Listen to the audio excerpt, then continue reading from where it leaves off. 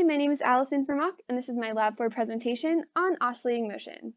So my goal was to understand Newton's second law and the energy principle that applied to a mass oscillating on a spring via comparing an observational model to a computational model. The topics of investigation are Newton's second law and the energy principle, and here I included some valuable equations that will be used later on in my code.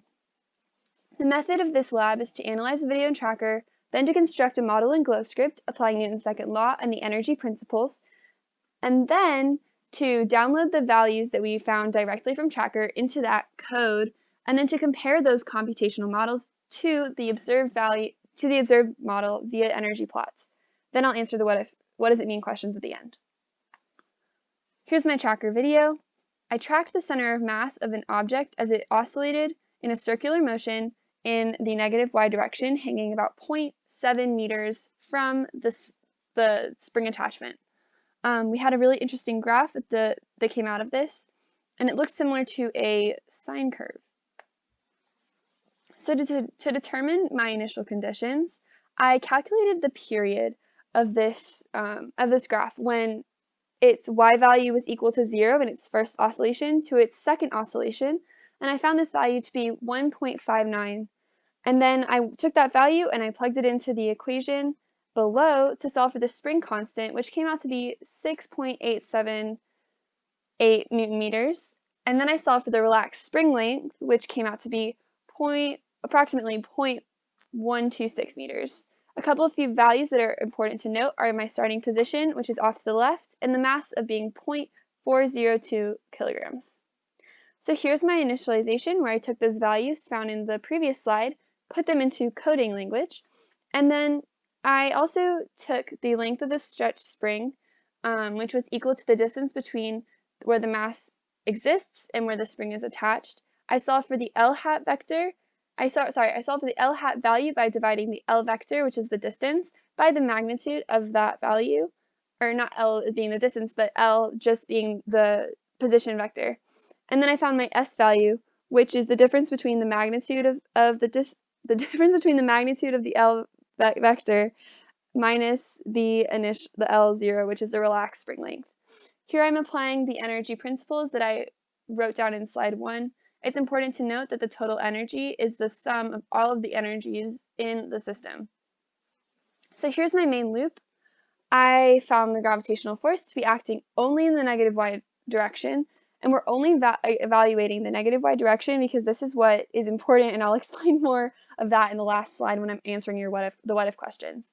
So then I went on to find my spring force equation, and then I took the net force as being the force of gravity added to the force of the spring, and then I applied Newton's second law, the velocity update, and the position update formulas in the next 2 lines of code.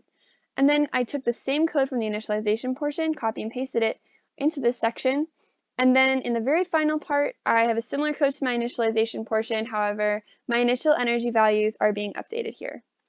So here are my graphical results. My code was correct, however I don't know what happened in my result section.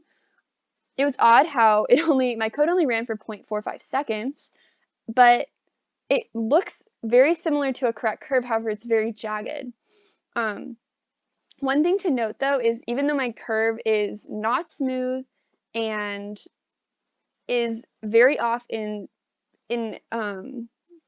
terms of its time on the x-axis, it was accurate in that it shows how the total energy is always equal to 0, and this explains the conservation of energy. So you can see that the green curve being the kinetic energy and the red curve being the potential energy cancel each other out, and they're both at their maximums and minimums at the same exact time.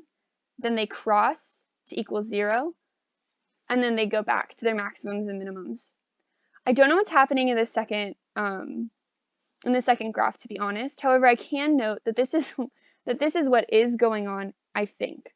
I have my red values being my observed values from my tracker video, and those are smooth. However, my blue values were from my GlowScript code, and as we can see that they follow a very, very similar structure. However, they're just separated by a position of 0.4 meters difference.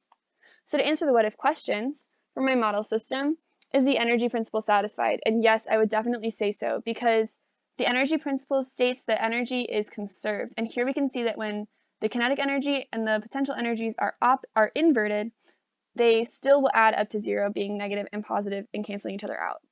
Then we can also understand that if I estimated my period of oscillation in the x position using my x position data versus my y position data, I would have two very different answers. So from my x position data, it was about my t value was 1.614, but using my y values, it was 1.5, and so this would slightly shift my curve over.